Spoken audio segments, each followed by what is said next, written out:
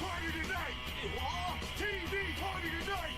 Oh, we got nothing better to do than watch TV and have a couple of brews. Don't want to talk about anything else! We don't want to know. We're dedicated, yes, to our favorite shows! Oh, my circuits! Everybody loves Hippo Toes. Scary dog! Pearson and Blurnsville. Futurama! Good evening. You are listening to a Radeligion Broadcasting Premier Podcast TV Party Tonight. I'm your host, the mandated reporter, and frankly unmodified Mr. Mark Radulich. And tonight, our favorite show is Invincible, brought to you by the good people at Skybound North, and Amazon Prime Video. Invincible is an American adult animated superhero streaming television series based on the Image comic series of the same name by Robert Kirkman. It premiered on Amazon Prime Video on March 25th to critical acclaim for its animation, action sequences, and performances. The series stars Stephen Yeun, Sandra Oh, J.K. Simmons. You know what I've always wondered. The series revolves around Mark Grayson, a 17-year-old boy whose father is Omni-Man, and his transformation to a superhero under the guidance of his father. It has already been renewed for seasons 2 and 3. And joining me to talk about the first season of Invincible is Invincible enthusiast and booster, Ronnie Adams. How do you do, sir? I'm very, very well. I'm back for at least 3 more shows. Yes, So- whenever I have a comic property that nobody else will talk to me about, I can always count on Ronnie Adams. I don't care. Give me something to read and talk about. I like hanging out with Mark. And we find something to pick on or praise or go, it's fine about. So, I know we've talked a little bit about this between your 2 appearances on Source Material, where you and Jesse back in the day, and a more recent version of this episode is in the archives under syndicated Source Material, and then we just did the second volume of Invincible. But when you came across the comic, what brought you to it? Were you aware that this was coming, and you had already been a fan of Robert Kirkman's work? Did you find out about it after the fact? How did you find Invincible? I was a fan of Walking Dead. Mm-hmm. So seeing Kirkman's name on it definitely got me enthused about reading Invincible. And seeing that it was a superhero comic, I was like, okay, this is different. You know, I know he's done superhero stuff in the past, but he always, like, you know, the most popular superhero things he did was, you know, Marvel Zombies. So it's always, with Kirkman, for me, it was always zombies. And when he did Invincible, I was like, okay, I got to read this. And then it got a hold of me. And I just kept on going because, you know, watching, you know, the rise and almost fall of this kid as he's learning how to be a superhero it was fascinating, you know. And like I've said before, I'm a sucker for a good teen drama, you know, like Riverdale and crap like that. So You like your sexy CW shows, do you? No. Yes. And Ronnie whispers, make it sexier. It's sexy. This has become an uncomfortable ASMR podcast. But it's those things just suck you in, you know. Friday Night Lights was one of them. You know, like all those kids were like 30 plus, and they're, you know, and they're supposed to be in freaking high school, so you don't feel too bad when they're all sleeping around with each other. But you know, but really, honestly, Invincible is nothing like that. It is legitimately a character study, and seeing how, you know, how people would react with being a superhero as a teenager. It kind of reminds me of Golden Age Spider-Man. I don't know if Golden Age is the right term, but you know what I mean. Yeah, like, no, I get it. You know, the first like vintage Spider-Man. You know, and the idea of what happens when you bestow a teenager with these powers. You know, how would he react? What will he do? And you know, the difference being aside from the obvious differences in powers, Spider-Man didn't have a role model, and and that was sort of part of his story was, he was always looking for that male role model to sort of guide him because he had lost his Uncle Ben early on, and all that was left was Aunt May, and so he sort of gravitated towards the Osborns, and he would gravitate towards this person and that person, and of course they would all betray him over time. Whereas this one, it's a similar thing. It's okay, he's more of like a mutant, where he got to a certain age and his powers blossomed, and now his father's like, okay, now that you've become of age, you are in fact a man now. It's time. Let's work this out. Yeah, it's time for you to start superheroing, and so he has Omni-Man there to sort of guide him, but Omni-Man is a nefarious presence. And therein lies the rub. That actually, when we can get into the actual episodes, I don't want to spoil anything, but man, that reveal super early in the shows, in the series. So yeah, I don't want to get too far ahead of ourselves, but I am curious because we talked about this on Monday in Volume 2, and of course I put myself out there and said, I don't believe Omni-Man really killed all those people. Well, I'm an idiot. And when you watch the show, and then I saw the show, and I'm like, "Oh, he did." Ugh. How much of the series deals with that and the fallout of that? How much in the series? A couple of books. I was going to say, like in the comic book, like this isn't a far-reaching thing. It's sort of it's a storyline that resolves itself when he moves on to other stuff. No, it's an ongoing storyline. And the fact of, I don't want to give anything away because I don't know how far you're going to read into the books, but it's an ongoing storyline that has, man, I don't want to tell you, but it the initial thing, it resolves itself because you know what happens at the end of the last on episode 8. That happens, of course, in the book. And he just stays gone for a while. And so Invincible is kind of left with the fallout of, holy crap, my dad is a murderer. And he left me on top of that. Yeah. And then he deals with his mom, who heard all these awful things that he was saying about her. She's a pet, she means nothing to me, and all this other stuff. And so she's got to deal with that, and she deals with it with, pickling herself for a while. It's called the alcohol, kids. And so, he's got to deal with his mom having an almost complete mental breakdown over this. And which, rightfully so, because her husband that she's loved for however many years had just said, oh, she means nothing. She's a pet. She's no more than a pet, and so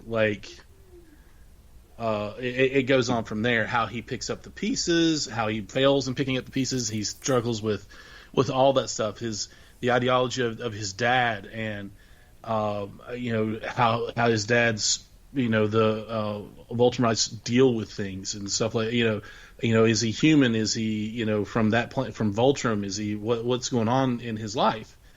And it's actually quite good when you look at it like that, when you see a legitimate character study. Yeah, one of the things I like about the show, and what I've read of the book so far, and we'll transition to talking directly about the show, is it's another Superman type situation where you have all of this power, but an inability to direct it appropriately. Yeah. Part of it's maturity, part of it's situational. And throughout the series, and we'll talk about this, he gets his ass kicked a lot. Wow. To have all of this power and to be, again, it's very Spider-Man-ish. Yeah.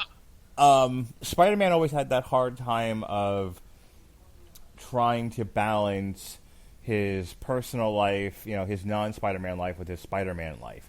And Sure. Spider-Man got his ass kicked a lot. I mean, I think lot. the impression people have of Spider-Man is, he's very powerful and he beats up bank robbers and he never suffers a scratch. But if you go back to like the Amazing Spider-Man in its first couple of years, Spider-Man got his ass handed to him a whole bunch. Yeah. He really did, and the same with the same goes for Invincible. Mm-hmm. What the crap is wrong with me? Because one, he's a high school kid that he doesn't know how to fight. Mm-hmm. What the crap? So then you've got the fact, he's a high school kid dealing with high school things. He has nobody really to train him, and teach him how to fight and how to deal with things. He learned a little bit from his dad, who's, a bad guy now. And he also finds out that it all doesn't come just naturally. Mm-hmm. He has to work out. He has to exercise. Did you watch the first season of Supergirl? I did. Mm-hmm. So I'm thinking about the sequence where her sister is training her, and she's like, "Just because you have all of this power doesn't mean you know how to use it." Right. And she's actually having to teach her how to fight and like throw punches and and actually like use martial arts, because you're going to get your ass kicked in a fight because you're way too dependent on your overwhelming strength. Right. And that's what he is. Honestly, as a kid, I think there were a couple of times where he's just like, "Hey, I'm super strong. I shouldn't have to worry about this. Hey, I'm bulletproof. I shouldn't have to worry about this." And the two clone twins just absolutely molly stomping. Mm-hmm. And I was thinking later on in the show where the alien cat guy. Alien cat guy.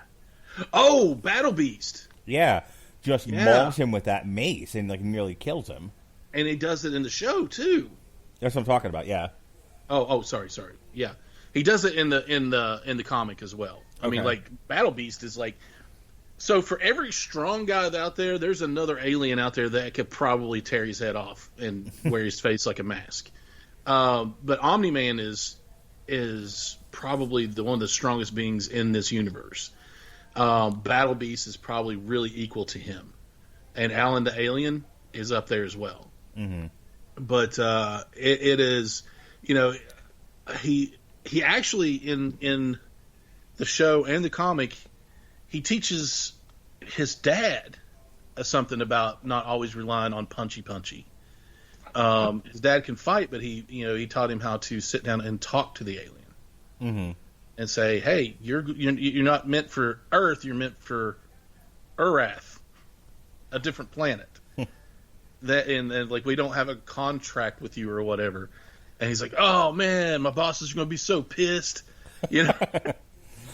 I've been coming here all this time and not going to where I'm supposed to go. Shit. Right?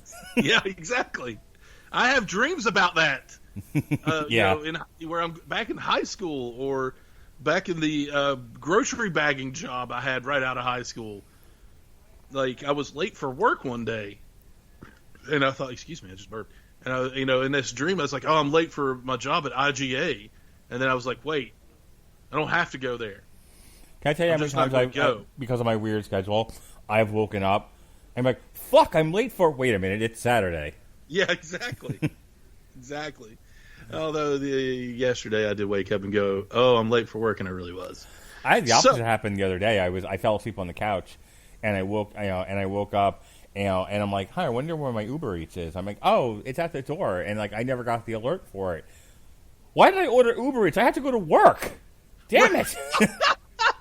Really? I had to go to a meeting. Yeah, I had a meeting at 6 o'clock in the evening, which I completely forgot about. So I ordered Uber Eats, and I'm realizing because I have the meeting programmed into my schedule, and I'm like, and I go to look at my phone to see if I got an alert to say that my food got dropped off, because with the way things are now, they just drop it off at your door.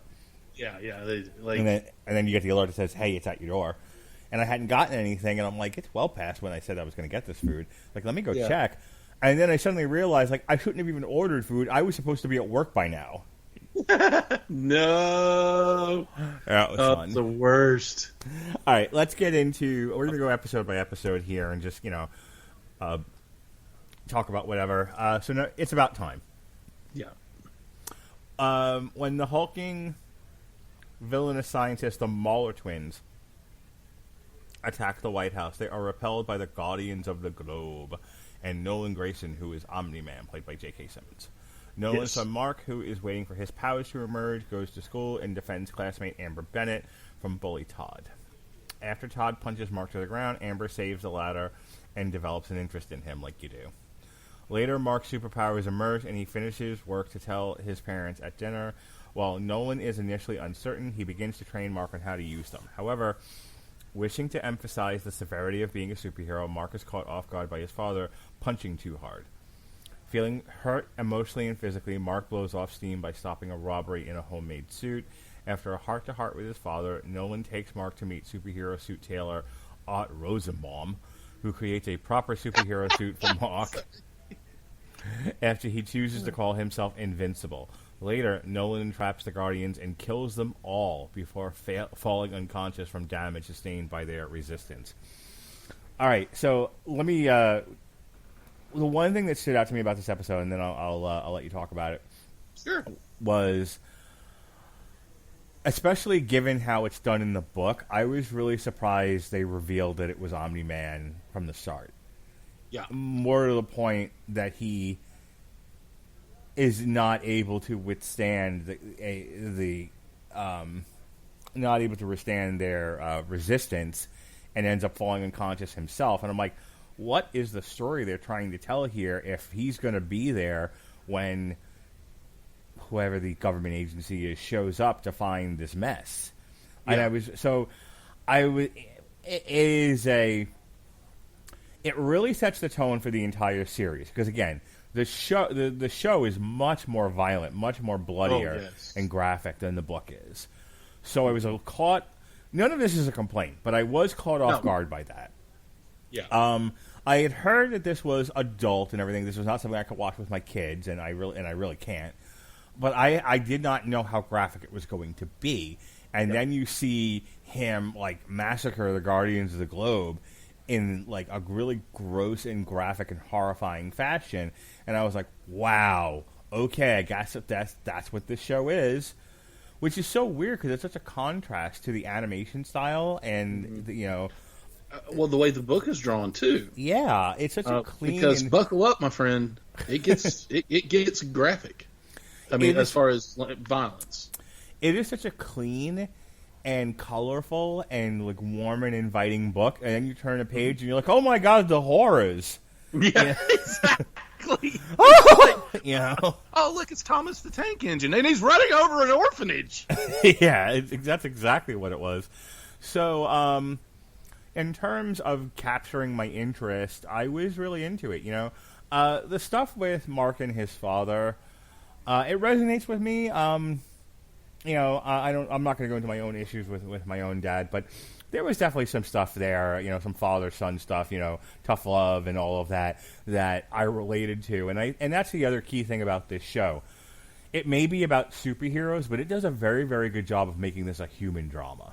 Oh, absolutely.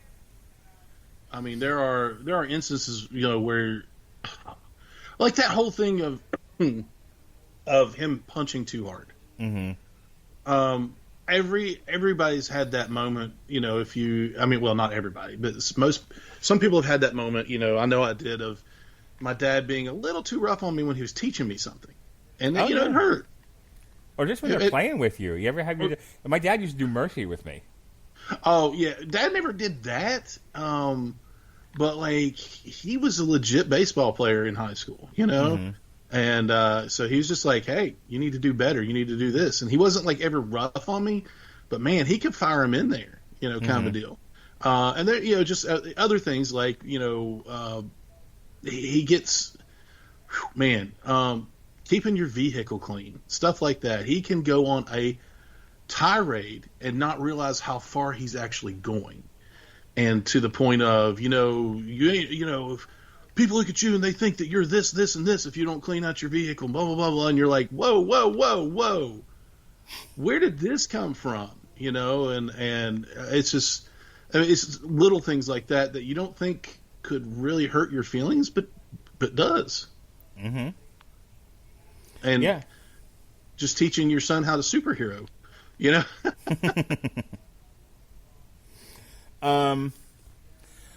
So, anything else about this first episode that you want to talk about? Man, yeah, just the early reveal of Omni-Man being. I just want to touch on that a little bit more because you don't know who it is through the whole. Like, I don't think you know who. Yeah, you do in the comic book. Yeah, but it takes how many issues does it take before you get into that? I was going to say we've reviewed 8, and as I said on Monday, at that point it still wasn't revealed who killed him. Yeah, right? Who killed them? So with this, it's suspected that Omni-Man did. I think, but I think, as I said, I think I said Monday, like I didn't believe it at the time. Right. I figured it was going to be something else. But it's like, I mean, like you said, it's suspected, and it's almost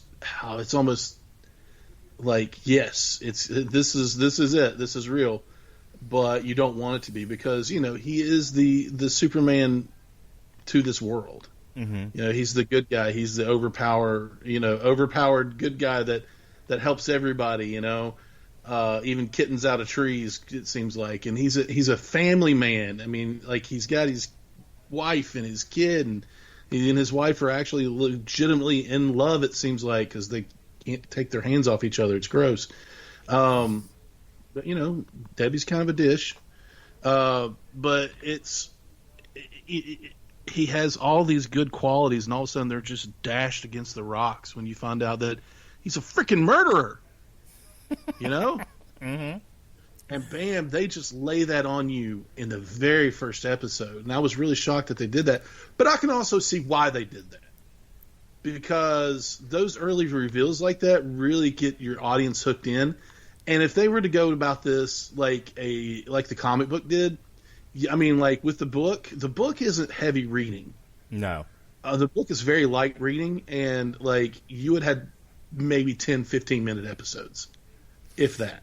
Yeah, you sent me the book, the first book for Christmas, Family Matters. Yeah. And I read it, and I put my review up on it on Goodreads. Like you had already talked about it with Jesse, but I was catching up to prepare for Monday's show, and I remember thinking, I'm like, this isn't very heavy at all. This isn't what I thought it was going to be, and I liked it. And I said at the time, I think I talked about this on Monday. I liked that it wasn't as cynical as The Boys. But then you get to that second trade, and you're like, it gets a little rough. Yeah, this gets rough. Yeah. All right, but not as rough as The Boys or anything else, really. No one has committed sexual assault just yet. Correct. And I don't think they do. I say I don't think so because I don't remember it, and if it did happen, God have mercy on me for not calling it out. But it is the reason I stick with it is because when it does have those dark moments, they are brought about by a little levity, a little laughter, and those bright moments. That you're like, okay, so not everything is, murderous Supermen and everything else. There's some laughter, there's some good stuff in it. It's not all that heavy. Yeah, but, it's very CW in its own way. Yeah, it's absolutely. Very teen drama, very 90210. Yeah, absolutely. Like I said, I'm a sucker for these things. But it is, man. The actual So you find out in the very first. I think you do find out in the first episode that you find out his best friend is gay. Mm-hmm. And then they changed Amber around quite a bit. She's stronger in this. She is an actual. She can pump her own gas kind of thing. Mm-hmm. She don't need no man for that, and she actually I like her better this way. They did change her race as well. Which at first I was like, okay, but then again, you don't really need another blonde, Barbie running around. But it was just one of those things that was like, okay, so honestly, the changes that they made in the show were to get those episodes cranked out, and most of them were for the better, not better, but there were good changes for the good. It wasn't anything that I would say like, I wish they had gone this route with it. I wish they had stuck with the source material, the books, blah blah blah. No, those changes were good. They made Amber a more likable character, in my opinion. Yeah, I like. Yeah, we're jumping ahead here, but I actually like the Amber character, and I like the fact that she's Sorry, yeah, we are jumping quite ahead. She's not willing to. She doesn't have such low self-esteem or low self-worth that when she perceives Mark not giving her respect and attention, that she's willing to just put up with it. She's like, no, I'm not. And even when she tells him later on in the show, like, I knew you were a superhero. I figured that out shortly after we got together. I'm mad that you didn't tell me, that you didn't trust me enough, number one. Number two, that you didn't, work a little bit harder at this to make it happen. I get, there are certain things you can't avoid, but you could have made some other changes so that, we could have a nice relationship. And you did none of those things. You did none of those things. Correct. So it's all these changes that people might complain about, I found made the show better. Would that change them in the book? Absolutely not. The book is good the way it is. There might be some early on problematic things with it there, but it is what it is. The book had great pacing. The show has the pacing down pat for a Amazon Prime show. So I think that's great. Episode 2, Here Goes Nothing. The clandestine Global Defense Agency nurses a comatose Nolan in their secret hospital but failed to revive the Guardians. So Director Cecil Stedman informs Mark and his mother Debbie as extra-dimensional aliens called the Flaxons attack, Mark helps the team hold off their forces. When the Flaxons rapidly age in retreat, team leader Robot deduces that this was due to a time dilation difference between the Flaxons' homeworld and Earth. As Mark recognizes Adam Eve as classmate Samantha Eve Wilkins, they share their identities and become friends. The Flaxons return with anti-aging technology, but Mark and the teams destroy them, forcing another retreat. The Flaxons return once again and nearly succeed until a recuperated Nolan forces them back into their homeworld, where he devastates their planet in retaliation before returning as news breaks of the Guardian's death. Meanwhile, Mark skirmishes with Alan the alien, who wants to test Earth's defenses for the coalition of planets. Calling out a timeout to talk and learning of Alan's mission, Mark corrects his mistake, mistaking Earth for another planet, Urath. Alan leaves bidding a friendly farewell. Concurrently, demon detective Damien Darkblood investigates the Guardian's death for Cecil, theorizing the killer was among the heroes. This is a great episode. Phenomenal episode. I love the fact that, the aliens don't know what's going to happen when they invade Earth, and so, they start aging, shit, and they have to retreat. Can I say, that is a brilliant idea for a race, for an alien race, and an antagonist. Legitimately, those guys probably could have swarmed and created an intergalactic battle for the ages, but all of a sudden, we're old, run, kind of a deal. I mean, it's beautiful. It's just one of those things where I just so funny, and in the show and the book, it was just I love that, and spoiler alert, they don't stop trying, and they're just awful. And then you get to see Omni-Man just mess up their planet, and it's you get a real sense of what Omni-Man can do when he's just unleashed, and it is scary. Yeah, it's fun. I mean, take the Man of Steel, where they just absolutely devastate Metropolis, and that's what he does by himself. And it's more, it's just, it's that whole sequence. Can we just say that the music in this show is on point? We can. On freaking point. We can, Ronnie Adams. What do you like about the music?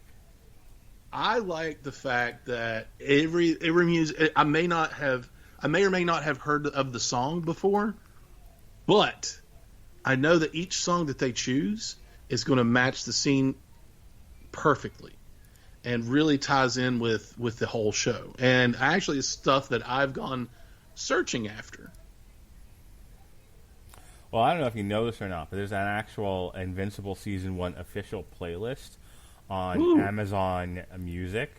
And if you click our link at getamazonmusic.com, you can go ahead and stream that playlist. It has on it Broken Boy by Cage the Elephant, Tom Tom by the band Holy Fuck. I know you're a big fan. Oh, yeah. Huge fan. What? Yeah, seriously, it says Holy Fuck there. I know. I trust me, I know. I've looked it up. I was like, well, okay, don't want that. Rocket Fuel by DJ Shadow and De La Soul. Chase Me. Great song. Danger Mouse featuring Run the Jewels and Big Boy. Vampire Weekend's on here. Some more Run the Jewels. Battle Tapes. Some more Run the Jewels. Bleached. The Lighthouse and the Whaler. The Hives. I hate to say I told you so. Oh, yeah. I hate to say I told you so. All right. So there's music on it. Yeah. So if you want to check out this playlist, but you don't want to, you don't want to pay for it, click our link at getamazonmusic.com. Sign up for a free. You have to fill out the whole sign up thing. Fill out and sign up for the free days of AmazonMusic.com, and you'll have access to the unlimited part of Amazon Music, and you can stream all you want. You can stream this. You can stream Galactic Kraken. You can stream Saliva or Weezer, Gojira, anything you want. So go ahead and click on getamazonmusic.com/W2M Network. It's right there in the description of this podcast. Yes, sir. Can I stream sea shanties on there? You can. You can absolutely stream sea shanties. I love sea shanties as well. Anything else about episode 2? I don't know who else could have done a better job as Alan the Alien as Seth Rogen. That was so funny. Seth Rogen is hit or miss for me. Yeah. Seems like a chill dude that I could hang out with to a certain point, and then when he breaks out the herbal remedies, I would probably have to take my leave. But he's just like, I honestly, when I first read this, I imagined Alan having that kind of voice. Almost that stoner, like, dude, I've been at the wrong Earth, or been at the wrong planet the entire time. It was like, yeah, that just matches. Also, he's an executive producer on the show. Like, he has been like legitimately tearing up the Image comics, with trying to get them on the air. I know he has Preacher was Image, I believe. And he was an executive producer on that and a few others. Yeah, I think he did a really good job with this. And, just as in the comics, the fight with Alan the Alien was really funny. And that, the show has an irreverence to it. Yeah. That I find very enjoyable. All right. Yeah. Episode number 3. Who You Callin' Ugly? After a televised funeral, the Graysons attend the Guardians' private burial with their loved ones, where Darkblood questions Nolan privately and hints at his suspicions. Cecil commissions Robot to form a new Guardians roster of his choosing, given his handling of the Flaxen invasion. So Robot merges the team with other heroes, Monster Girl, Black Samson, and Shrinking Ray. However, Eve immediately quits, still resentful of her teammate and boyfriend Rexplode after catching him cheating with teammate Duplicate. It was so funny to me. And they do the same thing in the book, but of course he's banging Duplicate because threesomes, duh. Okay, I said this about him. I think I said this about him on the show podcast as well. But I mean, with the name Rexplode, do you expect anything other than a douchebag? Come on. No, absolutely not. Yeah. When Mark gets Amber's number, he sets up a study date, which gets interrupted when he helps Eve stop Doc Seismic from attacking Mount Rushmore. Despite waiting, Amber still stays for their date out of intrigue. When Rex tries to apologize to Eve, she refuses to accept and seeks out Mark, only to discover him with Amber and leaves unnoticed. So yeah, there's a lot of, like, you could hear, like, not Amy Mann, who am I thinking of? Lisa Loeb. You could totally hear Lisa Loeb, as she's looking out the window. You say you only hear what you want to. Yeah, it really is. Yeah. That definitely had a Dawson's Creek feel to it.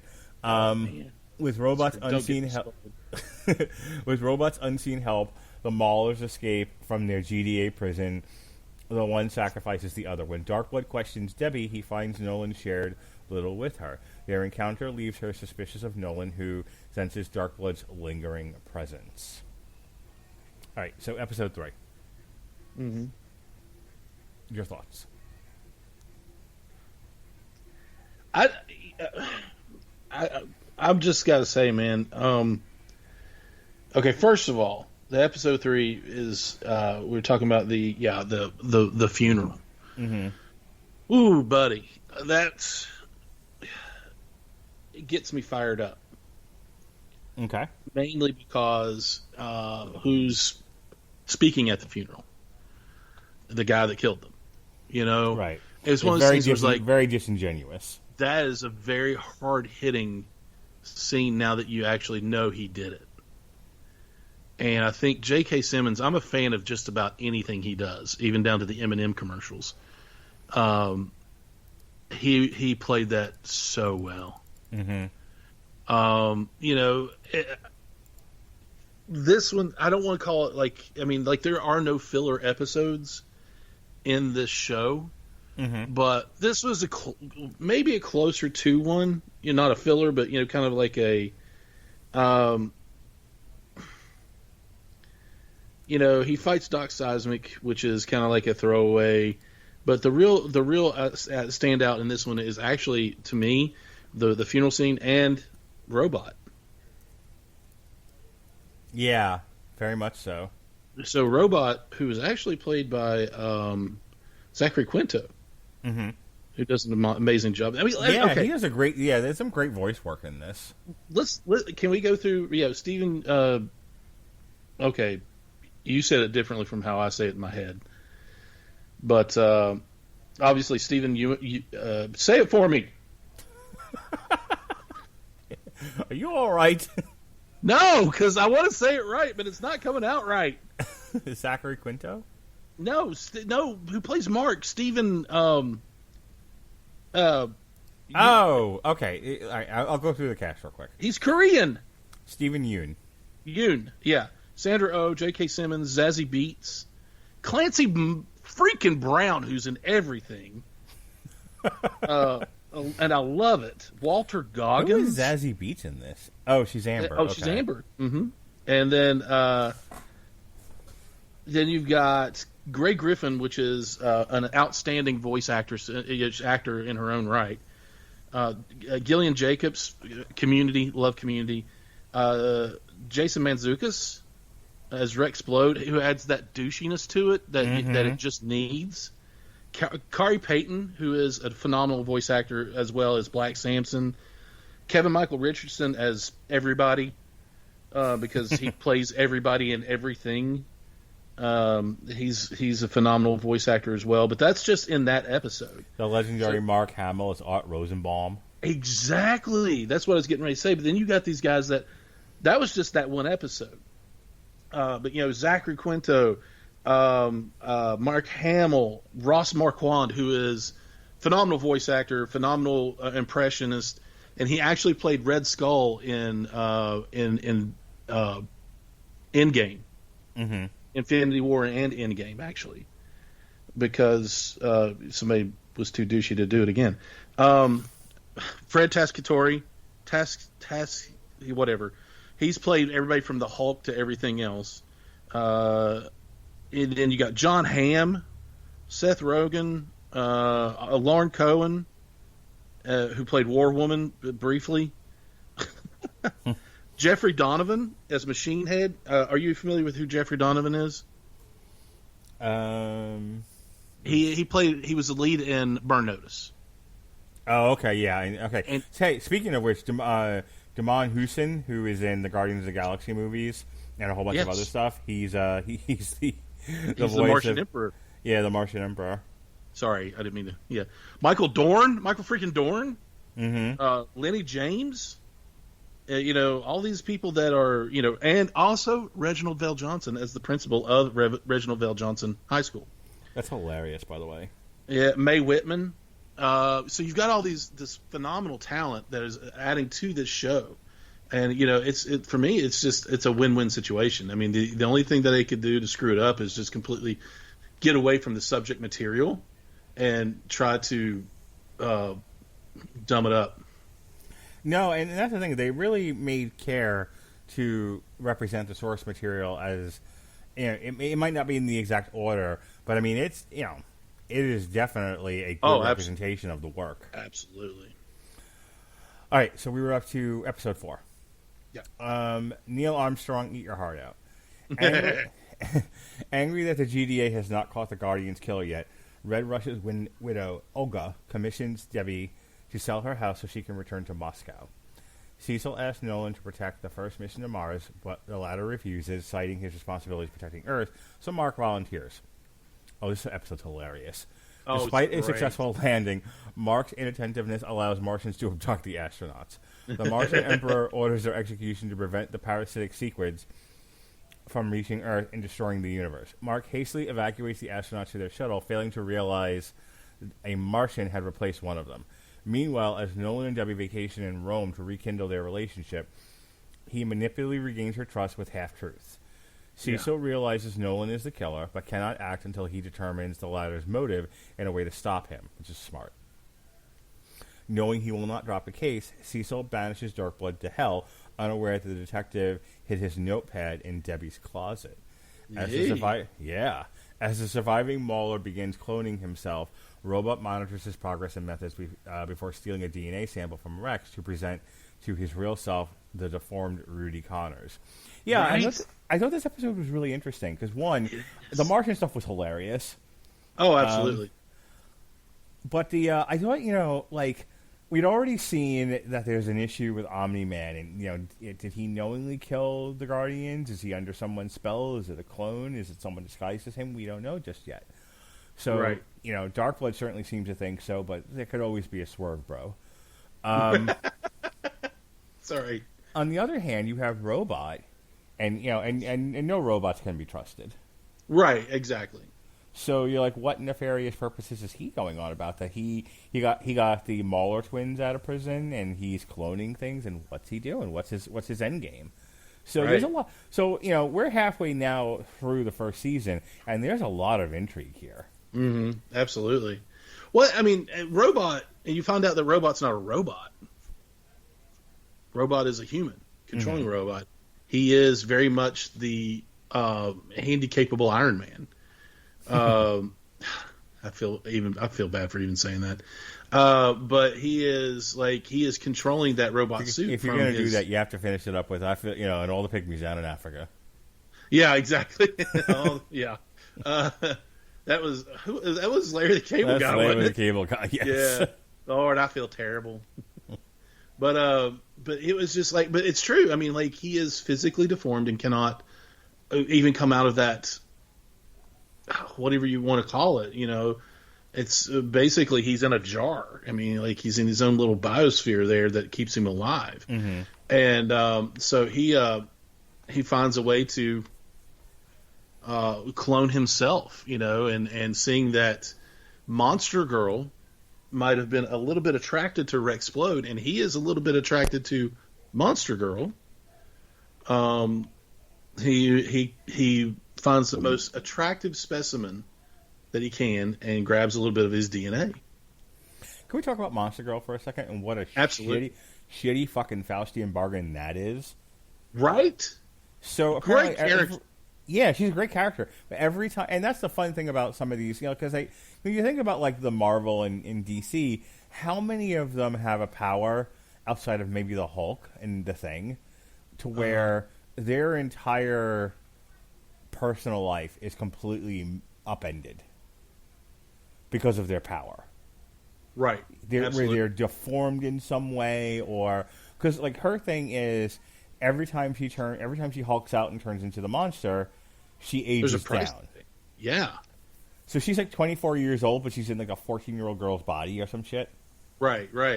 And that's obviously doing something to her, her mental state, because she's like, I just want to go have a drink with people, and I can't even get in. Like there was an issue in the comic where she tried to get into a rated R movie and couldn't because she looked so young. And but I think once again Kirkman knocks it out of the park with creating characters with certain flaws, whether they be a character like an actual character flaw or a price to pay for their powers, or look at Mark. It's not a flaw, but it is a what's the word I'm looking for? It's it's night and day. I mean, like, well, I guess it is a character. It's almost a flaw. It's he has a burden, a price to pay. He has all these wonderful powers, and then the guy who gave him from him is a raving lunatic who murdered people. Right. So it's just I think he makes very intriguing, almost relatable characters, even though they're in these fantastical situations. So, and that's to me the best kind of storytelling, because I mean, there's 1,000,001 superhero tales out there, but you have to write. I think it's important to write stories that are relatable to everyday people. Absolutely. Or you end up with like, the funny. We talked about the Michael Bendis, Brian Michael Bendis, Superman, Man of Steel comics on Monday, and like that's one side too far to the pendulum, and then there's the other side where Superman's invincible and has no problems and can easily solve problems. Like, well, that's no fun either. Right. There has to be some sort of human element to it, some human drama. I think Bendis did some good work on. He did some work on Batman, didn't he? I don't know. Yeah, he did some. I mean, he's done some good work. He did some good work with Spider-Man, Ultimate Spider-Man, and stuff like that. But I think he gets a bad rap now that he's gone to DC. I don't think he's put out his best work at DC. But anyway, that's a whole other thing, it's a whole other podcast. Yeah, Chris and I went into at length as to what I felt was wrong with the Man of Steel comic that he did. Not the least of which was didn't tell the entire story in the goddamn book. So go back in the shows and listen to that. It's going to be a blast. Yeah. Listen to two old men complain about comics. Anything else about episode 4? No, man. It was like literally I finished this entire season in a day. Yeah, so it took me 2 days, but I also had to watch Castlevania and do 3 podcasts. Yeah. So and apparently raise a barn with the Amish as well. Because that's just what you do, Superman, yourself. Carried the water from the well. Yeah, carrying the water from the well uphill both ways, barefoot in the snow in Florida. Episode 5. Yes. That actually hurt. After Debbie finds Darkblood's notepad, I'm sorry. For a second there, I thought you meant like I was like saying that actually hurt. I was like, whoa, calm down, buddy. Don't be so sensitive. After Debbie finds Darkblood's notepad, her lingering suspicions return, and she locates Nolan's bloodied supersuit while he is away. Yes. After Black Samson lectures his teammates on failing to protect civilians due to their infighting, Robot secretly approaches the restored Mauler twins with a job offer. Meanwhile, Mark promises to help Amber at a soup kitchen she volunteers at as recompense since he neglected her while working as Invincible. However, he must help the superpowered thug Titan defeat his boss Machine Head, who predicted their attack and hired multiple villains for security. The Guardians arrive to help, but Mark, Monster Girl, and Black Samson are beaten by Thok, the Battle Beast, which prompts the rest of the Guardians to act as a team. Seeing the other villains swiftly defeated, Sock abandons the battle due to his ignominy. The GDA arrests Machine Head and medevac Mark and the others, allowing Titan to take over Machine Head's operation. Dun dun dun. Eve also volunteers alongside Amber, needing direction after quitting being a superhero, but leaves when Cecil calls her about Mark's hospitalization. Elsewhere, GDA scientists test samples of Mark's blood, discovering the cells are invulnerable to every lethal test they run. This was a rough episode for me, I'll tell you. Watching Mark get beat by that space kitty. Right. That was rough. That was a rough go. I mean, it's a character I genuinely like and I genuinely root for. One of the things about Mark, both in the book and in the show, is that despite his foibles, natural foibles that you would have as a teenager, he's genuinely a nice dude. Yeah, he's who a good I want cat. to see succeed, and then to see this kitty cat beat him with a mace. Oh my gosh! About the head and shoulders, I might add. Yeah, and it was guts flying out. Like, oh, I don't want to see that at all. Like, that's the thing. Like, if you can create a character that you genuinely want to see succeed, and they fail so miserably, it hurts. It hurts you as a viewer. Yes. Yeah. Absolutely. That's when you know you've got something good. When people are like, "Oh crap!" Don't like genuinely worried about the character. You know what I mean? Like just like you said, and I got that too. I mean, like I know what was. I mean, like that whole interaction was different as well in the book, but I like this interaction for the show because it was just like, okay, Machine Head went above and beyond to go into outer space to get somebody that was just as tough. And it was, oh gosh, I can't remember the names of all the villains in that. Let me look real quick. I mean, you've got, Isotope, Machine Head, Battle Beast, crap, what's the, blah, blah, blah, Kill Cannon, and I can't remember the guy. I don't think he even talked. The guy with the tentacles that came out of his chest, who actually is an alien symbiote. It's like a symbiotic relationship. It feeds. It lives off of him, and grants him these powers. Like enhanced strength, and then like the tentacles are strong too. So it's actually a really cool character in its own right, but a complicated one as well. But it's that whole thing was rough to watch. Yeah, you're absolutely correct. It is. You get to see somebody whose name is Invincible. You get to find out they're not quite as invincible as you thought they were. There are tougher people out there, and that he needs to take this a little more seriously and exercise, lift your weights, do your flying exercises, crap like that, which is hilarious to even think about, that a superhero needs to work out. But he's not actually a superhero. He wasn't granted these powers by the sun, or he wasn't granted these powers by, toxic waste or anything like that. This is who he is. And he gets stronger just like we do by exercise and things like that. So it's really cool to see that kind of human side of him. So like, oh wow, this is who he is. So he needs to actually work at getting better. Wow. Episode 6. You look kind of dead. Humbled by his week-long recovery, Mark reconciles with Amber before both accompany his best friend William on a weekend visit to Upstate University to see his crush Rick Sheridan. Oh, this was a nightmare. Yeah, it was, wasn't it? Oh, crap. This was not a fun episode, really, at all. No. However, a cyborg experiment of mad scientist D.A. Sinclair's escapes confinement and fights Mark before killing itself. As William deduces Mark's identity, Amber breaks up with Mark due to his absence during the cyborg's rampage, and he sacrifices reconciliation to rescue William and Rick from Sinclair. Seeing Rick converted into a cyborg, William pleads for help to enable Rick to overcome his alteration and help Mark win. Following Sinclair's arrest, Cecil takes an interest in his technology, which overwhelmed Mark's physiology.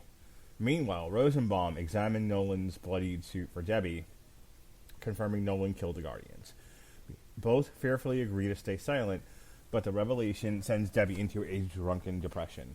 Having studied her biology beforehand, Robot gathers magical ingredients to heal Monster Girl. This was romantic. Yeah, this was kind of fun. This was very sweet. Yeah. While the Maulers continue to grow a body for Robot, they also exhume the Immortal's corpse in order to resurrect him as their enthralled weapon against Robot. Concurrently, Eve is inspired by Amber to skip college and use her powers in direct humanitarian endeavors. So, I was saying that, like, it was kind of a romantic little thing that he does, you know. Like, he clearly cares for this girl, and you're going to find out that it's a major impetus for Robot to want to save her. It's the impetus for him to want to be a real boy, because he has feelings for Monster Girl, and so he goes above and beyond to make sure that she is safe. Like I said, it was hard to this episode. You know, this is another one where, like, is there an episode where Invincible doesn't get his ass kicked? Not for a while. Yeah, not for a while. Yeah, this is 8 episodes of him just getting one beat down after the next. I mean, you know, we're coming to the worst one. Yeah. But yeah, this was a nightmare. Like I like his friend William. I thought his friend William was a fun character. Yeah, William's a very fine character, and he's like, I just want to go up there and be with this other boy that I met, you know. And then it's like the horror. He gets turned into a cyborg that tries to kill him. Right. Now, I keep comparing it to the book, and I apologize, but in the book, he was like, in high school, he was a complete horn dog after girls. Mm-hmm. And then just all of a sudden, he's like, wait, I'm gay. Oh, really? Yeah, okay, well, shucky darn. Okay. So in this one, he's already out of the closet and, you know, or was never in, you know, and just, you know, that's who William is. Or, I mean, that's who, William is. But it is he's that story hook that, you know, brings him up there to find these cyborgs that, you know, later on, you know, have a bigger role later on, I'm sure. But this lays down the sacrifices that Mark realizes he's going to have to make if he's going to continue superheroing. Now, was Amber a little harsh on him? I'm a dude, so I'm going to say yeah. But because if she knows, you know, what's going on, then she needs to be a little more understanding of the situation. I agree with you, and I'm almost wondering if that was like a point of view, like, you know, like, who was that written for, really? Was that written for other women who might see it her way? Because I could see my wife watching that and giving me some bullshit retarded explanation as to why women think that way and why that makes total sense. Right. And I have Chris Rock in the back of my head going, I have a deep and abiding need to make sense. Yeah. My wife is the queen of, I love her to death. She is the queen of, you might be factually right, but I feel this way, and my feelings are as 100% valid as your facts. And in my head, I'm like, no, they're not. Your feelings are insane, and that's an insane philosophy. Feelings are not the same as facts. Feelings are feelings. You straight up go Ben Shapiro on her. Yeah, I'm a dude. Like, I make a lot of gay jokes, and I like to watch Effie's Big Gay Brunch, you know. Yep. And all kinds of ill shit, but at the end of the day, I am very much a guy. Yeah, absolutely. And so I understand where my wife is coming from, which is why, like, when it gets to that point, it's more of my recognition of we are at an impasse more than anything else. Yeah, absolutely. I mean, like, I get it. You know, once again, I hate to, you know, I'm going to Ben Shapiro it here, but you want your feelings want to matter, but your facts don't care about your feelings, as far as it goes, you know. And I hate to say that, but I don't hate to say it. I actually quite agree with that. But it's one of those things where, like, I as a dude, I'm a little more sensitive to the feelings part of it. I'm like, okay, I understand that you feel this way, and you are validated in how you feel, I guess, if that's what you want to hear. It's so condescending. I guess your feelings matter. But your feelings definitely matter. But hey, you have to be rational about this. He is a superhero who needs to do superhero things. Right. So I don't understand why you are pissing in his cornflakes, so to speak. You know who she kind of reminded me of, but in a less shrill and bitchy and wanna, strangle her way? The iteration of Mary Jane Watson in the Sam Raimi Spider-Man trilogy, especially the second and third one. Oh, she is absolutely. I love the actress. I can't remember the actress' name is escaping me at the moment. The Sam Raimi one. Yeah, that's Kirsten Dunst. Kirsten Dunst. Yeah, Kirsten Dunst is a fabulous actress. Absolutely. I don't know if you've had I don't know if you have Apple TV, but if you have an opportunity to watch the morning show with no, that's Reese Witherspoon. Shit. No, Reese Witherspoon too. Yeah, Reese Witherspoon and Kirsten Dunst unfortunately have such a similar facial shape and body.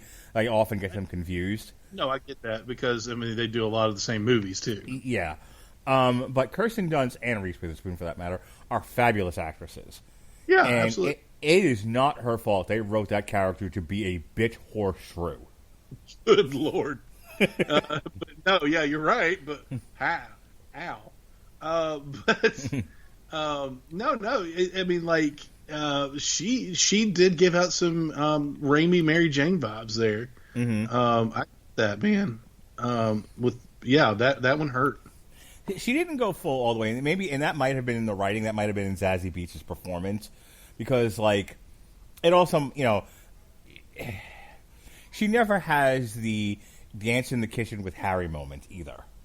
Right. It's more of and she explains herself I'm hurt that you don't trust me. I'm hurt that you think I'm an idiot, and that your Jack Tripper Three's Company routine is going to fly with me. That I'm this. You think I'm this stupid. Right. And he's like, I don't think you're stupid. I'm not dumb enough to think that you're smart enough to see that I'm full of shit. Right. Difference. But, yeah, there's a difference there. But it's, man, gone are the days, I guess, of donning some glasses and fooling everybody. Sure. Still got the spit curl, for goodness sakes, man. Just because you put on your horn rimmed glasses doesn't mean that in the 1978 Superman movie, she was kind of an idiot. Can you read my mind? Oh my gosh! Get out of here with that crap. I love that song though. Love that movie. Hate that scene. Do you really? Ah, man. I love it. It's so corny. It's so cringy, man. Can you read my mind, Ronnie Adams? Do you know what I am thinking? Will you catch me if I fall? I'm thinking of quit this podcast if you keep going. Oh. Just so gross, man.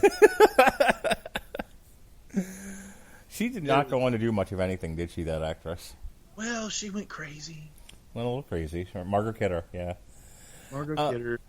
She played herself in Family Guy by going blah, blah, blah, blah, blah, blah, and jumping out of a window, which was really... I'm serious. She really did. That's hilarious. But it was... But anyway, she did give off some Sam Raimi, Mary Jane vibes there that were just not cool, Mm-hmm. Not as bad as Mary Jane, but... No. Not Amber doesn't make me hate women. I don't know. Mary Jane made me hate women. It made me hate Sam Raimi for writing her like that. Yeah. Hey, how dare you take our spank material from when we were children reading Spider-Man comics and make her to someone we don't want to no longer jerk off to. You made her a horrible my shrew. gosh, dude. Mark, leave it to you to make it much worse. Make it weird. Yeah, you made it weird. Should we move on to the next episode? Yes, we should before this gets worse. Ronnie Adams, we need to talk. Okay, we need to talk. After Debbie relocates to the GDA, Cecil explains the truth before both witness Nolan kill Cecil's associates, Donald Ferguson, and several GDA agents. Yeah. Adding a Neuralink upgrade, the Rudy clone reluctantly euthanizes his progenitor. Paying and betraying the Maulers, the new Rudy leaves for a Guardian's summons. He explains to the team, who are taken aback by Rudy's revelations before learning the truth about Omni-Man and their predecessors' fates. Cecil buys time by talking to Nolan before retreating to deploy Sinclair's Reanimen, which are the cyborgs from the previous episode, and a modified kaiju to kill him. Unfazed by Mark revealing his superhero identity, having deduced the truth weeks earlier, Amber dumps him as he never trusted her before. Mark sees Eve's wisdom, but she criticizes his selfish behavior. When the two intercept Nolan's fight with the kaiju, Cecil orders Eve to abandon Mark and rendezvous with the Guardians. Just as the Maulers revive Immortal, he flies off to battle Omni-Man and avenge his team's massacre while Mark narrowly subdues the kaiju. Yeah. News choppers capture Omni-Man killing Immortal in a live global broadcast before Nolan finally asks to talk with a bewildered Mark. I'm not going to lie, I may have passed out during this episode, so take it away, Ronnie. I get it. Okay, so even though you passed out, what was the most memorable moment for the... Here, I'm throwing it back to you. Mm-hmm. So this episode is... Okay, let's talk about the Immortal for a minute. The Immortal is a very powerful being in his own right, but not as powerful as Omni-Man. He's almost on the same power level, but he is truly immortal, and you have to separate his head from his body. Once it's reattached, he comes back. So we think he's Abraham Lincoln as well. We know he's Abraham Lincoln, actually. But so the Immortal, knowing what he knows and having been there and been incapacitated, we want to say incapacitated instead of killed, by Omni-Man to begin with, he's seeking not justice, but he's seeking vengeance for himself and his fallen teammates, mostly his fallen teammates. So this is the big, we know that Omni-Man is on his way to find Mark, correct? Yes. And they don't obviously want him to find Mark. So they're throwing everything they can at him, including this massive kaiju, which I was immediately marking out for. I was like, yes, kaiju! But this whole thing was beautifully violent. And I say beautifully, meaning the animation, the art, the flow, everything about it was just spot on for me. Mark thinking that he's helping his dad, fight a big monster, and getting into it, and we gotta do this together, Dad. And then all of a sudden, he gets taken down by the Immortal, and he's he doesn't understand it, but so he's watching this whole thing go on. And that moment when Omni-Man puts his hand through the Immortal's chest or stomach, and then just does the whole, that bloody reveal right there for Mark. That punched me in the gut. Oh man, what the heck? That was pretty rough. That was in that episode, wasn't it? Mm-hmm. Yeah. I was hoping I wasn't going ahead, but no, yeah. And because that was the last line of the whole thing, and he's just like, Mark, we need to talk. Yeah, that I was awake for. Oh gosh, really? Oh, that was just awful, man. Wow. But it was so cool. You will always see, if you look at IMDb and you have their little parents guide thing, violence and gore is always bright red on this show, with good reason. But it is like, I don't want to say it's definitely not. It's warranted for what they do, who they are, and what they do. You know what they can do, their power sets and their abilities and everything else. You would imagine that the only way he can stop Immortal is by putting a fist through him, and he's been doing that to other people. I mean, he's just like, he rips people apart like they're paper, you know. And it's just, but it was almost for me that Omni-Man and I forgot his civilian name. It's Grayson, obviously. Nolan Grayson and Omni-Man are, for me, two separate people up until the point of he looks at him and says, "Son, we need to talk." And they're like, "Oh God, his dad is this giant dick that's killing everybody." I mean, come on. That one. I mean, like this was that gut punch moment of, this is happening. So that's where it left me. Loved this episode. This was, I mean, like the highest rated episode, I think, as well, with like a 9.8 compared to the rest of the shows. Like, yeah, this was a 9.6. I'm sorry. And the next, the one after is a 9.7. So they're all highly rated. Like nothing goes below an 8. This is a critically acclaimed show, but this one for me was that gut punch. Oh God, here it comes moment of, Mark's going to have a choice to make now. All right, episode 8, Where I Really Come From. Yeah, this one hit me hard, man. This whole idea of like the father talking to him, everything is wrong. Yeah. And you're going to have to now make a choice between the planet you grew up on and the planet of your powers, essentially, because this planet is a target, and you have to choose a side. It's like, wow, and oh, by the way, you're 17 and you have all this other shit that happened to you. Yeah. Ugh. After revealing himself as an infiltrator from the Vitrumite Empire sent to conquer Earth, Nolan fails to convince Mark to join him and overpowers his son, devastating Chicago and slaughtering thousands. Yeah, this was rough. While reminiscing on Mark's childhood, however, Nolan realizes his own humanity and love for him and tearfully flies off from Earth. Okay, let me stop there. I don't know if I love the way that went down. Which part? Him just deciding, oops, I may have gone too far, and just fly off. I don't know. Really? The end of the episode? That was my favorite part. What, Nolan, Omni-Man just taking off? With tears in his eyes? Yeah, I don't know. I don't know. Maybe I need to rewatch it. I mean, I guess I get it. He's suddenly realizing that even though he has this mission, that he still loves his son and he doesn't want to kill him. Yeah. I don't think it's so much a sudden thing. I think it's a denial. Mm-hmm.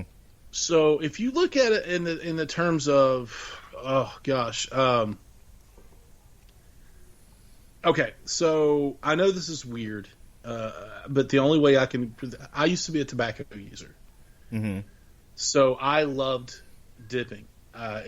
Spit cups, the whole nine is disgusting. Yes, I realize that. But I also knew that, after a while, this was not who I was. This was harmful to me. And it was actually harmful to the people around me as well. Mm-hmm. Believe it or not. And so, at any moment, I realized that I could go back to it, like that if I let my guard down. So I almost feel like that is where he's at. He knows where he comes from is harmful to the people he loves, but he also has been trained not to admit that he loves them. Mm-hmm. You know, at some point he even says that, uh, like he does feel a sort of love for her, but that's the first time he's admitted that he loved her. But then he backs up with, "But she's nothing. She's worthless. She's nothing more than a pet to me." And that's those are the words that really rock Mark to his core. And it's just like one of those things where like I could keep doing this, but I know that it's harmful to me. And then when you realize, holy crap, I'm really actually hurting the thing that I love, that I have to admit that I love now. It's like you have that visceral reaction of fight or flight, and then you just take off. And that's why I liked it, because it was such a emotional reaction from somebody who's not supposed to have emotions, from where he was raised. That proves that there is some sort of, maybe some change in him. You don't know. Mm-hmm. And that's why that was such a powerful ending to me, because he's finally realizing that this is my son and I'm beating him to a pulp. I am on the verge of killing him, taking his life. Why am I doing this? I love him, and I can't do this anymore. So he doesn't. He takes off. He runs from the situation. Yeah, because I guess I agree with everything you're saying, and I don't want to say it's not strong writing. I think where I landed was, if you focus on the emotional part of it, it all makes sense, and I really don't have a good argument to stand on. I think purely from a narrative point of view, he just stopping and leaving didn't feel strong to me, but you're right, there's that whole emotional layer to it, and I think that's what I'm kind of neglecting to take into account. That's where I took it. This is a father's love for his son that's overtaking the programming that he has had, and being being from a warrior world and in an emotionless race of people. He's learned to love. He's learned to. There was even that scene. Do you remember the scene where it showed him at a baseball game? Mm-hmm. And he's like, "No, this is useless. I need to be out saving the world." And then he actually starts to have fun watching his kid play baseball. There's that layer of change of emotion that is there that wouldn't be there if there wasn't some sort of change in who he is. The Guardians and Eve mobilize to aid Chicago relief efforts as the world learns of Omni-Man's betrayal, while Cecil helps Debbie and Mark by falsifying Nolan's civilian death. A devastated Debbie shares a drink with Rosenbaum, also hurt by Nolan's betrayal, as Mark and Amber rekindle their relationship after his 2-week recovery. As she and William learn Eve is also a superhero, Cecil sends Mark to intercept an approaching Alan and updates him on recent events. Alan warns Mark that the Vitramite fleet will come for Earth, given Nolan's uncharacteristic abandoning of his post, but he thinks that Mark can help the Coalition stop the Vitramite's expansion. As Mark plans to finish high school, the Maulers are arrested while Immortal recuperates under GDA protection. Villainous forces conspire to return as Cecil commissions D.A. Sinclair to mass-produce reanimate contingency troops. I can't stand that character. We have so much, grist for the mill for seasons 2 and 3. Like, there's just, Yeah. Sometimes I get to the end of these seasons, like, what do you think can happen in season? Sean and I were talking about no, it wasn't Shadow Mode. It was something else that I was talking about recently where it just felt like half a season. Oh, it was Jupiter's Legacy. That was me and Robert. Oh, okay, yeah. I haven't finished that yet. Okay, yeah. Well, it ends abruptly. Not like Sopranos abruptly, but it does feel like a half a season. God.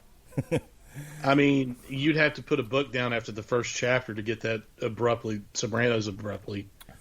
We were talking about how Jupiter's Legacy Soprano felt incomplete. Like it felt like it got to a mid-season finale and then just stops, and there's still more to go. It didn't feel like a complete season, and this felt like a complete season. The story was told. but they've left enough on the table to where they can pick up with seasons 2 and 3, and there's still plenty to do here. So I'm gonna give my final thoughts, and I'll give you the last word here. I really like this show. I really did. The animation is great. It's bloody, it's gory, but it doesn't necessarily descend into gross. It has a purpose. Because I've seen some cartoons that just get ridiculous. Yes. And I feel like this makes a point.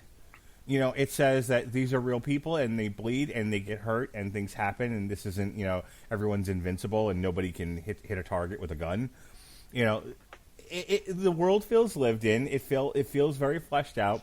These characters resonate with me personally, and I'm really excited for the next two seasons. That's awesome. I love to hear that, because I'm such a huge fan of this IP, this intellectual property, that, you know, like, I was so stoked when they said they were coming out with an Amazon, you know, like, original series for this. And I was like, but wait, let's look who's in. And I saw that that the initial drawings looked like the comic book. So that got me, you know what I mean? And then I started looking at the trying to find out who the cast of characters and everything. And I saw J.K. Simmons. I was like, sold, done, we're here, we're doing this, because I love J.K. Simmons. But then, you know, you've got the screenplay is written by all 8 episodes. The screenplay is written by Robert Kirkman. So he wrote the screenplay, you know, or had something to do with it. And then you have, oh my gosh, let me look at the producers real quick. David Alpert, and then Evan Goldberg is a big one. Robert Kirkman, of course, and Seth Rogen. Now, if Seth Rogen and Evan Goldberg get a hold of something, a comic book property, they're going to try to do it right. I don't care what you say about them, but they're going to try to do it right. They're behind The Boys. They're behind Preacher, which a lot of people loved. I only watched a couple of episodes because I was like a little iffy about the book for a while, but that's just, you know, personal opinion. Was it good? I mean, Garth Ennis. I mean, anything Garth Ennis writes just about as good, except for Cross. That was just god awful. I mean, are you familiar? No. Don't. Okay. I'm serious. It's filth. It's filth. But that's another story for another day. But I mean, it's just like one of those things where, like, let me put it this way: Alan Moore loved it. So you got to know there's something crazy with it. But I was so hyped about this, and then the fact that they're doing it right, they're making adjustments where adjustments make sense, you know, and they're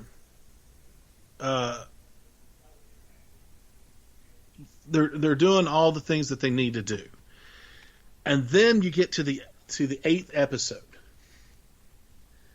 and that is more brutal than anything I've seen in the comic book. And I don't mean just violence. I mean the emotion and the raw energy that they have when they're saying these lines to one another. You know, to hear an awesome actor like J.K. Simmons actually deliver these lines and do it with more emotion than I could ever cook up in my brain by reading it. You know, and Stephen Ewan is just he's a great actor as well.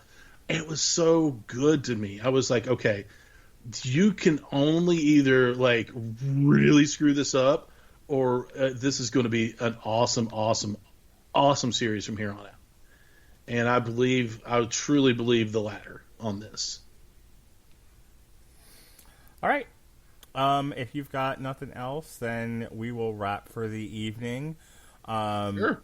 That is our review of Invincible Season 1. I'll have Ronnie back for Invincible Season 2 when that drops, whenever it does. In the meantime, let me get out of February 2022. All right. Mark? Oh, I didn't realize you lit the cameras and rolled back the stone, or lit the candles and rolled back the stone to get to the tome.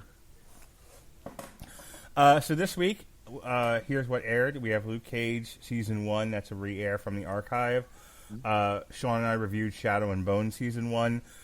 The boys got together. It was me, Jesse, and Ronnie. We talked Invincible Volume 2, 8 is Enough. That's issues 5 through 8. Myself and Chris Sheehan talked Brian Michael Bendis, Man of Steel. Robert Winfrey pushed me in the pool and took over the Metal Hammer of Doom. We reviewed Galactic Kraken, Starship Velociraptor. Robert Winfrey and I also reviewed Castlevania. Tomorrow, we're supposed to do the first chapter of the Four Kings of Boxing, but we'll see. Pat may or may not be able to make that date. So either way, what is definitely going to run is a re-airing of our Unsolved Mysteries, the Ultimate Warrior's title run, because Dark Side of the Ring is doing their Ultimate Warrior documentary. A&E ran their documentary on Sunday, and now here's the other side of the story. So, yeah, I need to watch that. So to coincide with the Dark Side of the Ring, I dug up yet another archive show. It's me and Pat kind of doing a deep dive into the Ultimate Warrior's title run and why it didn't work. And, you know, he had all the tools to be the next Hogan, but yet it didn't work out. Why didn't it work out? Batch insane. It was more than that. Yeah, it was more than that. Friday, we have a re-airing. Jesus Christ. Friday, we have a re-airing of Maleficent. And then it was supposed to be just me and Jeff Sloboda talking about Without Remorse, the new Michael B. Jordan, Tom Clancy movie. But then Amazon bought MGM Studios. And Robert Winfrey said they may have overpaid. And I said, you're a communist and a homosexual. So we're going to fight about it. Sorry, that's one of the funniest lines from Bloom County I've ever read. Yeah. Robert and I got into a argument, debate, over whether or not MGM was worth $9 billion almost. The Amazon paid for it. So we're going to strap Jeff to a chair and make him listen to us yell at each other like a husband and wife over that. We'll also spend 5 or 10 minutes talking about Without Remorse. So that'll be fun. I can't wait for that, actually. I forgive me for not being caught up. I have all the shows downloaded in my phone, but I don't get to listen to them like I want to. Did you all cover Wrath of Man? Yep. Yeah, I knew you did. Yeah, I knew you did. We were actually, believe it or not, we were very complimentary about it. Yep. Yeah, I know. She doth protest too much. like you guys hate everything. Like, no, we like that just fine. And I said she doth protest too much. Because you started listing off all the things that you all like, and I was like, I'm sure there's a it's fine in there somewhere. Robert Winfrey accused me of not liking the Firefly Funhouse when I had problems with Alexa Bliss versus Randy Orton at Fastlane. And I not only went back and listened to the show to make sure I knew that that's wrong, but then I typed him a long answer back saying all the things I liked about the Firefly Funhouse. If he had actually listened to the podcast, he'd remember that. Got no response. Mark Radlich, you are a new level of petty, and I love it. I am a big enough man to own up to when I'm wrong, and I'm wrong. Absolutely. Fair enough. But when I'm right, motherfuckers, don't take that away from me. Right. I mean, like, and when you're right, you let everybody know that you're right. And trumpets! Yeah, and I love it. I think it's just great because, like I said, you're a new level of petty, and I appreciate that hardcore. Because Ronnie can be a little petty himself. There was something I said recently. You know what it was? We had reviewed Army of the Dead. Have you watched it yet? Loved it. Okay. So I thought it was so stupid and fun. I loved it. So early on in the review, I made the point of it feels like somebody sat Zack Snyder down and showed him aliens, and he was like, "Oh, I love this, but what if zombies?"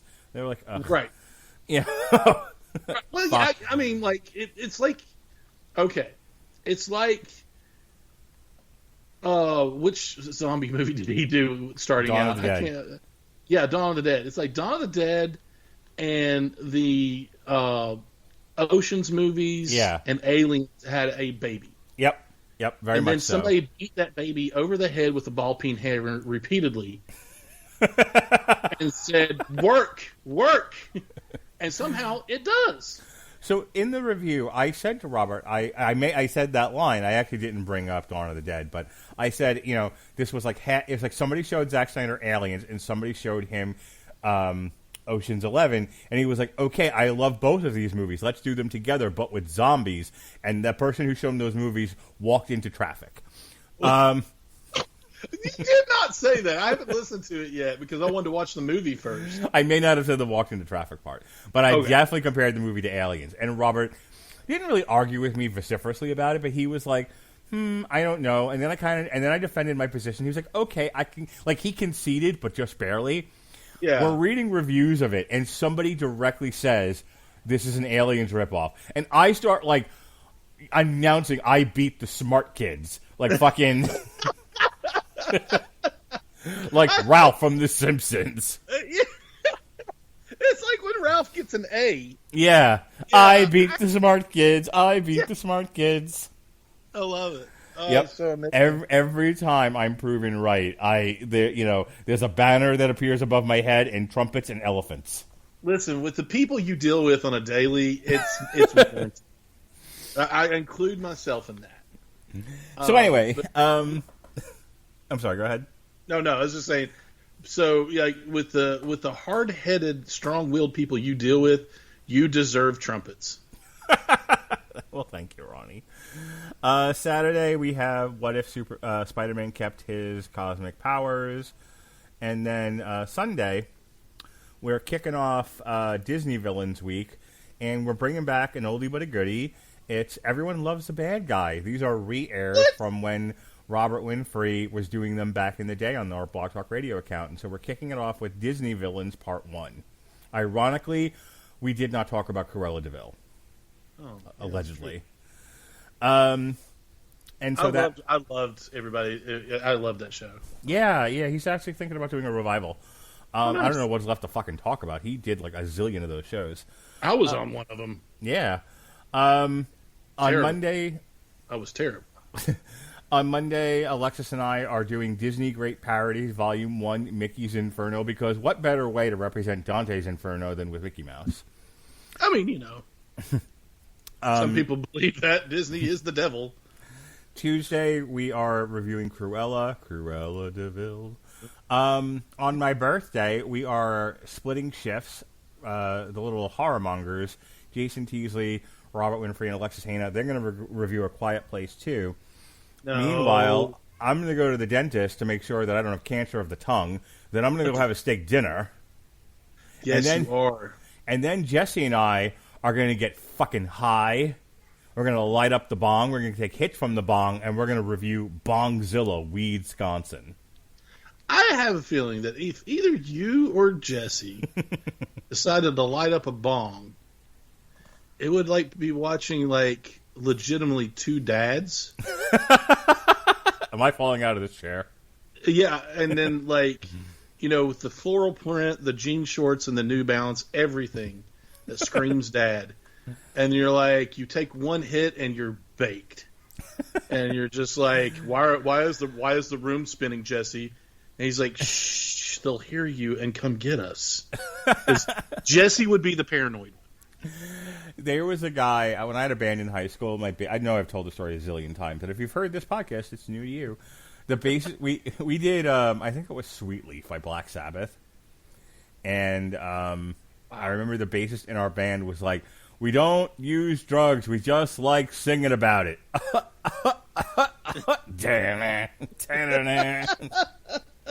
I've loved that line. Mike McQuillan, shout out to you, guy.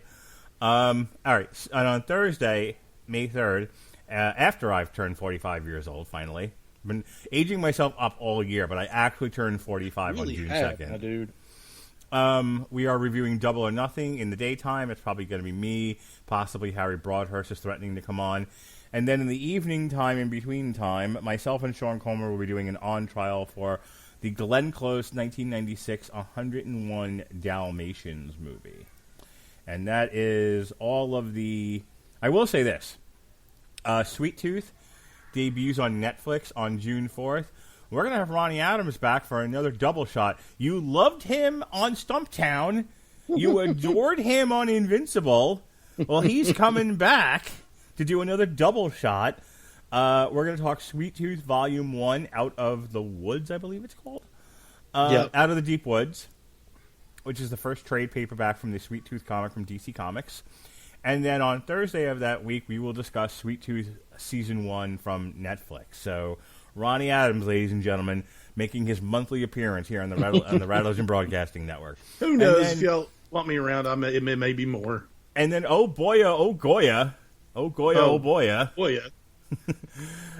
In July, he is going to come on the show. You ever sounded more like a Jewish mother than you said July just there. In July, he's going to make his first appearance ever on the Long Road to Ruin, and he actually pitched this show. Oh, we are going to do the entire Mythica series. Yeah, you're talking about me. Yeah. We're doing the entire Mythica series? The entire Mythica series. I didn't know you wanted to do the whole series. I was just going to do one. No. But I am so there for the entire series that it is not funny. I have a list of all the things I have to keep track of, like the ad reads and stuff like that, and different things that we're doing, so I don't forget them. And there's that list of Mythica movies in order, so I don't mess them up. So all 5 Mythica movies on the Long Road to Ruin, me and Ronnie Adams. I love you. You're going to hate me, but I love you. And that's going to air July 28th, so look forward to that. All right, that's it. That's enough plugs from me. Ronnie, I hear you twitch and shout. I twitch and shout. I do twitch and shout. Actually, I completely lost my train of thought thinking about twitch and shout. I have a Twitch channel, and it is called Misfits and Miscreants. What do you stream on this Twitch channel, Ronnie? Well, I'm glad you asked because I'm about to frickin' tell you.